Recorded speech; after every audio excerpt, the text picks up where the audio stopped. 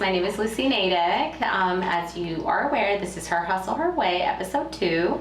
Today we will be speaking about our business adventure, history, a little bit of how Angie and I met. So please say hello to Miss Angie. Hi everyone. Marketing guru. Thank you. I'm Angie Hollanda, alongside with Lucy, and I'm so excited to do it. Welcome to episode 2.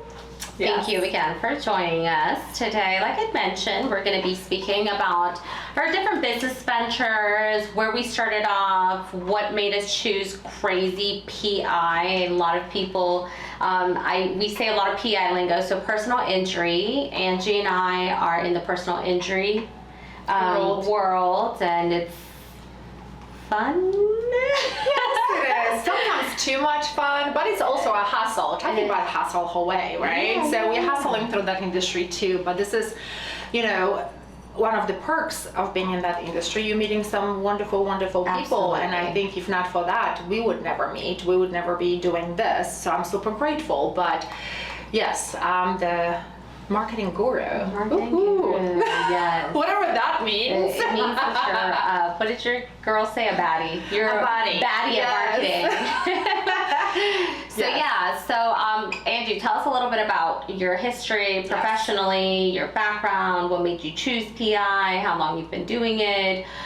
Marketing in general, not specifically PI. I think one of the things that Angie and I really agreed on was that we weren't going to make this podcast about work. Yes. Her and I just devote so much time to what we do, and this is kind of our little safe haven where we'll talk about work, even though it's today, like 80% of what we do. Yes. But you'll kind of start seeing a little bit. Some of the guests that we are going to have are going to be women that we did meet in the industry. So tell us a little bit about you. So as I've mentioned in episode 1, but for those that have not tuned in for episode 1, I'm from Poland originally. I did not finish my college in Poland. I actually was 1 year before I finished. I decided to come to States. So I had like 4 years accomplished, but I still needed an extra year to do my master's. Well, when I came here, I decided to continue my college here. So I went to Brunel University. I finished, I have my bachelor degree in human resources. Okay. But my first job after being, a nanny, after I got my work permit, was actually in sales. And that was coincidental because literally at that time, so many years ago, you got a newspaper, right? And you were circling around, and I was just like, I didn't need a job. I didn't know exactly what I wanted to do. I had no experience whatsoever. So it was just kind of like, whoever's going to take a chance on me, right? So I got a job for a staffing company and doing B2B sales. Okay. So moving forward, it just kind of stuck on me because I feel like once you do sales, people don't want to transition you to do anything else. Mm-hmm. And right now, the sales kind of became this nicer way of saying it's not sales, it's marketing. But it's really, at the end of the day, it's You're sales. selling something. You're selling something. And I've always, even though I finished my college as a human resources, I didn't have experience in human resources. It was kind of new major. Yeah. There were a lot of people in human resources who had 10 plus years of experience but didn't have college degree. I had a college degree but no experience. So I kind of, stuck within sales, going from one job to another. And I worked for different companies, from nonprofit to privately owned companies, and always marketed, always did business development, client relations. And I really, got by chance into this industry too. After my divorce, 2018, I'm trying to, how many years ago, but officially got divorced back in 2018, and that was, kind of a kick, because I was with a company with Gwinnett Chamber of Commerce at the time for 8 years. I was not making a lot of money, and I knew that I have to change my job so I can provide better for my family after I lost, income of my partner, of my husband at that time. So it kind of threw me into looking for something that I can, get my income up. So I was just open to anything, but again, stayed within that rhythm sales role, right? So what I enjoy about it, I think, outside of particular industries, because I've worked for a lot of industries, right? I think what I enjoy the most is to meeting other people. Yeah, you're a people person. Right, and I'm not really the person that will, if I don't believe in something, I'm not going to sell it. I cannot sell it, okay? And you can tell me, oh, Angie doesn't know how to sell. I know how to sell things that I believe in. And I've never really sold anything tangible. It was always a service or, just service in general, right? So you have to believe and stand by something, because, that the values are something that are very important to me. Like, I have to trust and believe that whatever I market, whatever I sell, I can stand by, and I'm proud of it. And I'm proud to say that I'm proud of what I'm doing.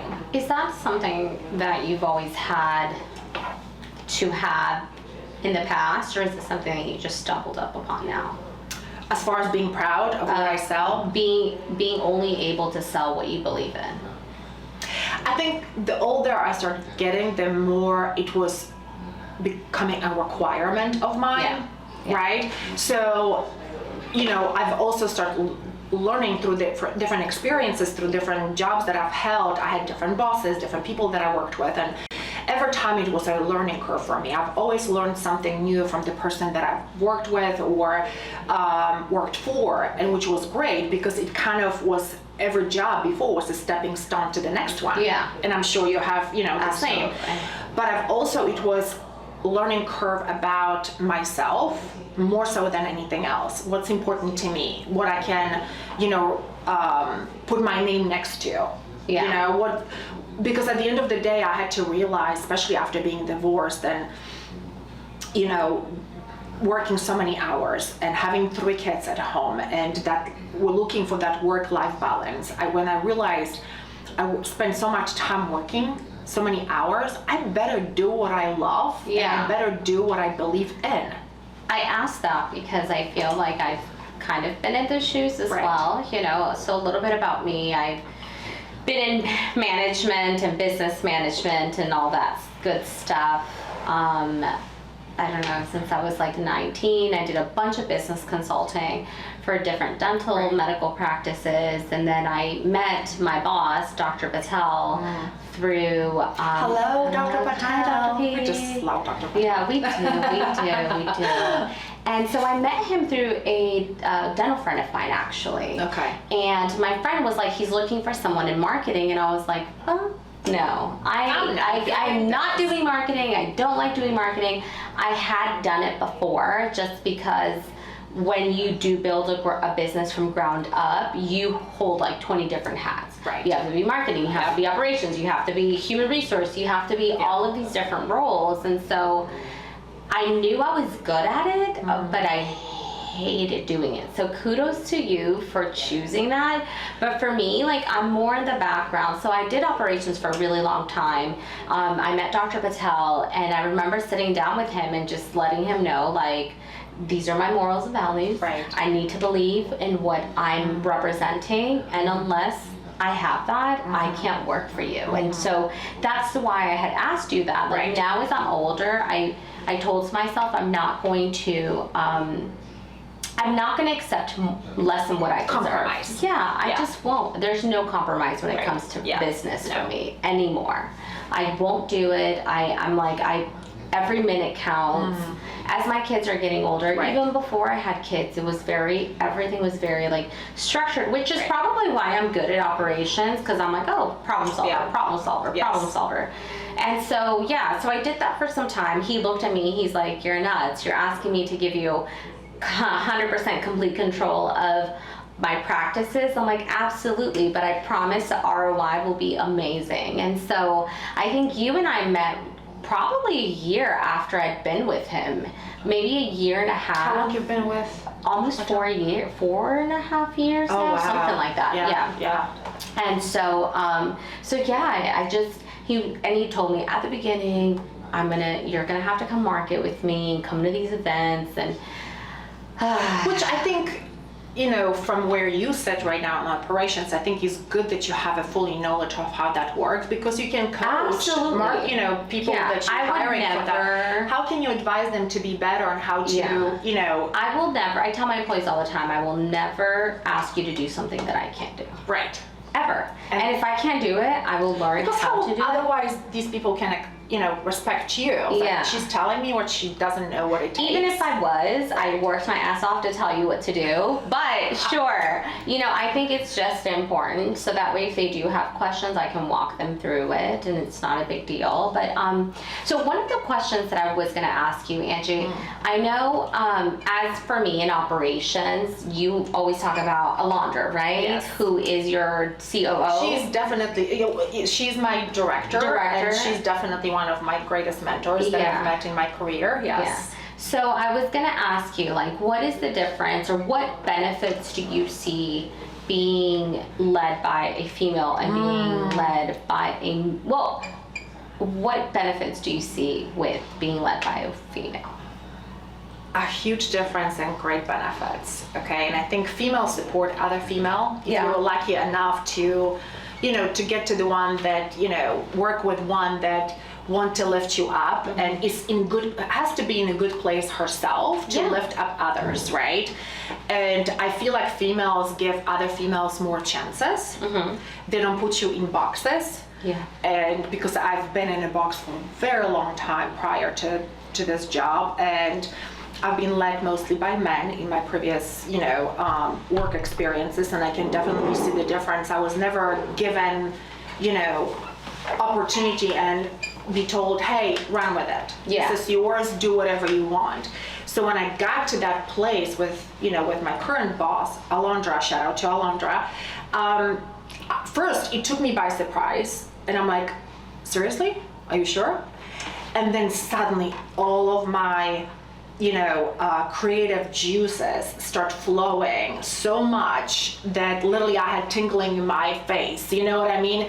It brought so much joy to me waking up in the morning and owning something. And I think, when you're allowing at any position, when you have other employees, where you're giving them something to owe and give them that ownership of that, position or that title or that project or whatever else, people take a pride in it. And they care about it. Yeah. And they do amazing things with it. So, but when you are giving a script and saying, well, great, thank you for your idea, but it's my way or it's highway, you very quickly, that fire that you had in the beginning when you're starting that job, it kind of fizzle down. Yeah. And you're burning out and you're just like, I just don't see the excitement in it anymore. Is that something similar to you? Yeah, so mine is a little bit different dynamic. I again, shout out to Dr. Patel. He's the best. I do know how he deals with me, but for me, I've always had great bosses, and I've never had a female mentor to say that I could call and say, how do you do this? I've never had anyone that I could go to and just say, well, like for example, I can be on a meeting and we're talking about expansions, and they're like, well, Lucy, we know you have kids. Are you going to be okay with traveling? And I just think to myself, like, well, are you going to ask this to everyone else in this room? So there's already perception up front that you are limited. That I'm limited. But I'm like, so my response automatically is, well, has that ever been an issue in the past? Because it hasn't. Because for the last, I don't know how many years, I've always been there. And I produce, and I do this, and I do that. And so for me, it's a little bit different. But I also really do appreciate men specifically, like Dr. Patel, that do give me that ownership, that don't feel threatened by my personality, right? Because there's so many times that people are like, oh, you have a strong personality, or you are intimidating. And my biggest thing, it's like, I'm not intimidating. I'm actually a very kind individual. Are you intimidated by me and my presence? And why am I going to dim my light for you to feel more comfortable? I'm not going to do it. I am who I am. I will always be who I am. And I will always support and bring out the best in you, right? And so I think he really did take a chance with like giving me that control, because that's really difficult for a CEO and an owner of a company. Without knowing you first. Sometimes it takes years before they... I mean, it did. Right? It kind of trickled, but at the beginning, I was like, I remember having combos with him and being like, do you trust me? He goes, yes. I'm like, then if you trust me, get out of my way. If you don't trust me, just fire me. I'm just okay with being at home by myself, even though I'm not. I'm okay with being a stay-at-home wife, you know? And so I think I'm so fortunate, and I'm so appreciative that he just trusts me. He gives me 100% complete control. He's like, what do you need? Do you need this? Like, to the point where like he'll even know, like, if I text him back a certain way, he's just like, oh shoot, are you hungry? Like, you good? You know, but we're also friends. And I think that us having that respect and being able to compromise. Yeah, not just compromise, but like compliment. We do compliment each other. It's more of like understanding that business is business and friendship is friendship. Like, you know how to differentiate that? All of it. You have to be able to compartmentalize those things. That was the word I was thinking about. But yeah, so he knows, like, if he said something that hurt my feelings, I still come to a meeting and I'm like, hey, this is it. Shake it off. Shake it off for good. And then, you know, and then he'll say that all the time. Like, dude, you are... But I just have to be. You know, I have to be on my toes. And so it's always interesting to see like individuals that do have women as leaders. I think that for me, and we'll get into it, Savannah Ambrose is someone that I led a little bit through this industry, and she'll be our guest on episode 3. You guys will love her. And I think for me, it's important to be very similar to Alondra, to support you in that way, you know. If you're at work all of the time and then you text me, you're like, my kid is sick, I'm like, turn off your phone and go take care of your baby. Because we have to balance everything. I know that at the end of the day, I'm responsible for these companies, and my phone always has to be on. But just because I have to go through that doesn't mean I want you to go through that. Like, I know what it feels to feel burned out, to feel, you know, overwhelmed, to feel all this stuff. But a good leader makes sure that her employees, you know, keep the morale up, understand, feel seen, and being led, I think, by a woman and having that empathy that most men lack is, I say most because Dr. Patel's actually really good about it, but that most men lack is what, because it took me 14 years to be able to be not confident enough, but to be comfortable enough to just say, well, I had a friend who had told me, like, once you get to the top and you said, okay, I've made it, then you're like, okay, now I get to pick and choose what I want to do. Right? So there's a point in your career where that kind of like swindles to the other side, and you're like, now if I don't have this and this and this and this, it's not going to work. Did you always know, like, from the moment that you chose your college and your major, you were always on business. That path of operations and a business? Okay. Always. Was that something that was based on how you were raised? Did you look at somebody in your family that So it kind comes of with first generation, you? right? So it, like for you learned how to speak English because it's survival. Right. My parents didn't. My dad spoke it, but he was always so very shy to speak it. He eventually went to community college and did a course and was like, okay, I gotta figure this out and learn how to read and write in English. And my mom the same way. She was now, I don't know, like 30 years later, 40 years later, she's starting to feel more comfortable with speaking it. But I was always a problem solver in my family. Someone still had a problem. are. I really still am. Yeah, I hear it, yeah. I'm like, oh my God, come on guys, let's do something. Let's figure this out. So yeah, I've always been that way. I've always like, loved problems, but it also is very like, you know, because then I'll look for a problem just to solve it. You know, and my husband is like, woman, can you just be happy with what you have? I'm like, but we could have more, and we could do this, and so it's always more. And even Dr. Patel feels it, where I'm like, well, just one more office, just 3 more offices. So you're constantly hungry. I'm constantly so hungry to get it done, and so for him, he's like, when is enough? You know, like when we first started, we only had a couple offices. Now It's amazing how you were able to grow. Yeah. So, but I couldn't have done it without my team. Well, absolutely. I mean, it goes without saying that, you know, the good leader always has a good team backed up, because otherwise how are you going to be able to do it all? But you started with what, 2 offices, and right now how many? We had 3, 2 neurology and 1 chiro. And right now? I think altogether we have, if I'm not mistaken, 18 or 20. Wow. I think. Talking about badass. You know. Baddies. I'm gonna text your girls. My daughter will be proud. I was like, am I baddie? You're using a Jay-Z language. Yeah. You know? My God. Yeah, but you know, nobody humbles me like my kids. No one humbles me. Like, I will come home and I made an incredible deal and these expansions are going. I'm like, yes, yes, yes, yes. And my girls at the office are like, good job, let's do this, hoorah, you know. What's next? And what's next, yeah. And then Dr. Patel's like, what are we doing? And I'm like, okay, we got this. And then I'll come home and the kids are like, this toast is a little too burnt for me. Or chicken again for dinner? Yes. Oh my God. I got this a couple of times and I'm like, are you kidding me? There's hungry children in this world. Oh, we're just so exhausted. Do what all immigrant parents do. Back in my country, we didn't have. You have no clue. I'm like, let me tell you how I grew up, you know. My mom used to do that all the time. But that's you know, and then we get into, you know, it all funnels. It's like you're here, but it takes like a whole village, and it's my girls in the office who.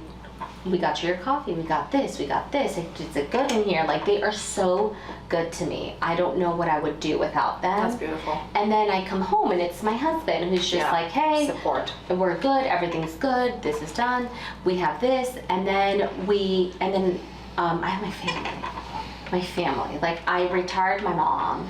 And I'm like, you know, you are retired. I got you. I will do this for you. Just be a part of my kids' lives and come and cook grilled cheese for them once in a while, because my kids are obsessed with grilled cheese. I don't know why. And so we get to have that. And if it wasn't for that, I don't think I could have done what I do. And on top of that, we adding this, because you know, this is, I think, why we want to talk about our careers, because our careers are careers that bring bread on the table for our families, right? But this is something that we are truly passionate about. So we adding on top of everything else something that requires additional level of support from our significant others. I mean, today is Sunday, right? Yeah. We could be just, you know, having a long morning with big breakfast. We're choosing to be here because we believe in that. So our partners have to believe in us that whatever we do, whatever we're doing, you know, it's worth doing. And that support is so extremely important. And, you know, so I think it just really goes hand in hand with support at work and support at home. And we are very fortunate that we are able to do this because we have that on both ends. And we can, you know, do something that, you know, we believe in and are passionate about. So, you know, I think there's just so much more for us to do in this life, whether with career or this, and we're excited to see where this is potentially going, right? Absolutely. And we're hoping that people will once again jump on that wagon with us and just see where this goes. Where this adventure takes us. I mean, so many beautiful, so this is only our story, and we starting with our stories to kind of open up that, you know, the seat at the table, platform, the platform for others. So we're hoping that any of you will jump and sit with us and tell your story of how you become of who you are today, and you know the road that took you there. So we are just very excited to hear those stories. So we have some, you know, awesome guests lined up already. So, you know, this is kind of, that's it with just both of us, you know. We're looking forward to have some guests moving forward, but. And if I can say just one thing, I think the most important part for me in this podcast is for people not to feel so alone. Yes. Because I think that sometimes we really do get caught up in our struggles, and you don't realize, oh, am I the only crazy first generation who has a crazy Polish mom or a crazy Mexican mom, or, you know, and it just takes such a toll on you, emotionally, physically, and you don't want to be a mentally. complainer, so you just kind of squish that emotions. Yeah, right? so you want how it's gonna burst. Yeah, I think it's just like a validation thing, where it's like, you know, you hear a song and then it's like the same struggle, and you're like, wow, this is so beautiful. Like, this is something that people really do experience on a consistent basis. And so I think that is my goal with this podcast, is to be able to have guests that validate those feelings with us together and give us a different perspective of their, you know, their life, because even though it's a similar struggle or the same struggle, it's different perspectives. So I think that that's important for me, and that's what I want to take from this podcast. And I'm really excited for everyone to join us and kind of, you know, in our journey. That's the most important, and making sure that we support one another and staying true to who we are. To who we are. So come and join us. Thank you.